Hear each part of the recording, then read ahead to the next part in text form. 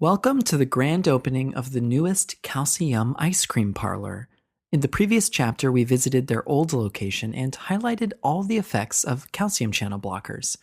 In that scene, we included a record playing jukebox in the corner, reminding us that these agents have antiarrhythmic effects. They comprise the Class 4 antiarrhythmics, and what I want you to keep in mind here is that we'll be featuring the nodal calcium action potential. Class 1 and 3 agents are a little different. They're used for rhythm control and affect the cardiac action potential in the atria, ventricles, and His-Purkinje system. Class 2 and 4 agents, on the other hand, are for rate control at the SA and AV nodes. So we'll be featuring, again, two musical notes representing action at these cardiac nodes. You are in for a treat. To celebrate the opening of their 100th franchise location, the Calcium Ice Cream Shop has invited the world-famous Calcium Quartet to entertain the kids with their sweet 4-part harmony. Let this quartet signify the Type 4 antiarrhythmics, the calcium channel blockers. These drugs block activated and inactivated L-type calcium channels, as indicated by the L-shaped nozzles that block the transmission of the soft-serve calcium. Recall from our calcium channel blocker overview video that the drugs specific for L-type calcium channels found in the heart are the non-dihydropyridine calcium channel blockers. So we'll bring back our non-dairy sign from the other franchise location as a little reminder. And they even brought back their classic flavors, the two non-dairy returning favorites, Delicious Dark Chocolate and Very Vanilla, representing the two non-dihydropyridine calcium channel blockers, diltiazem and verapamil. Since these drugs block activated and inactivated calcium channels instead of resting channels, they exert a greater effect on tissues that fire more frequently, and tissues that are exclusively activated by a calcium current. Yep, we're talking about the SA and AV nodes. Notice the two musical notes on the sheet music to emphasize the ability of these Class 4 antiarrhythmics to suppress activity at the nodes. Remember that unlike the cardiac action potential in the atria and ventricles, where the phase 0 upstroke is determined by a sodium current, the end of the gradual phase 4 depolarization and the phase 0 upstroke of the nodal action potential depends on calcium current. The action of suppressing SA and AV node activity is very similar to the effects of the beta blockers, which decrease beta adrenergic stimulation at the nodes. The nodal action potential will be affected in a similar way as well, so we've brought back the keyboard from the Beta Brass Club to portray these effects. Once again, I want you to imagine the keys leading up the piano as the gradual phase 4 depolarization, the upstroke of the keys as the phase 0 upstroke, and the keys slumping back down to baseline as phase 3 repolarization back to threshold. And in the same fashion as Beta Fitzgerald, this member of the Calcium Quartet slides his hand up the keyboard, pushing away that upstroke of the keys, and prolonging phase 4. Much like what we saw with the beta blockers, this decreased slope of the phase 4 pacemaker activity manifests in the SA node as a decreased sinus rate. The most dramatic effect, however, is at the atrioventricular node, causing a prolonged AV nodal conduction time and effective refractory period.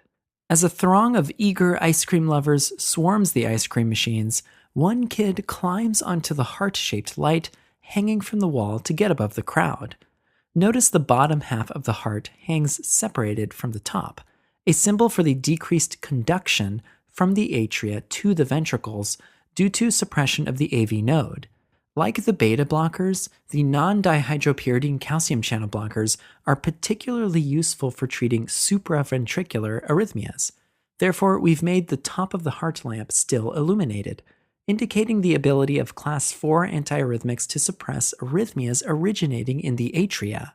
Remember that nodal blocking agents, such as calcium channel blockers, can cause a prolonged PR interval on ECG, because conduction from the atrial P wave to the ventricular QRS complex is delayed.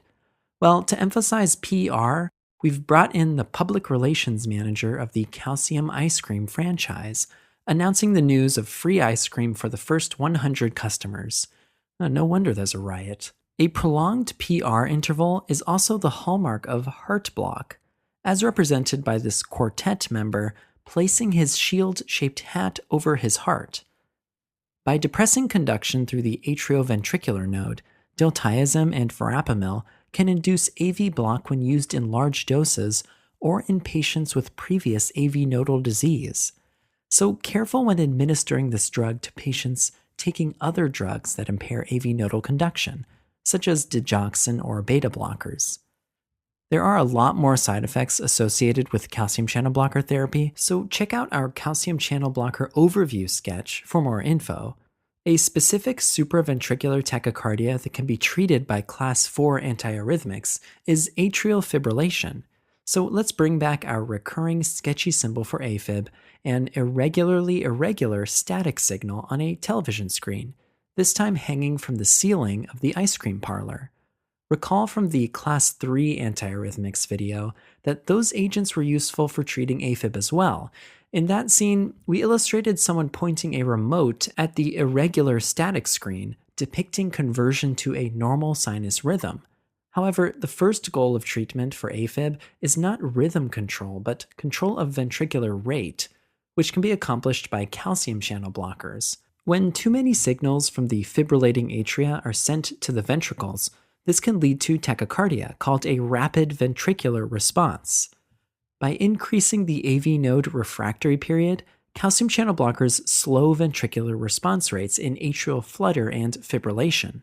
Let this rate-controlling metronome sitting under the TV remind you of the use of calcium channel blockers for rate control in AFib. Alright, before we get trampled by these adolescent ice cream lovers, let's quickly sum up this scene.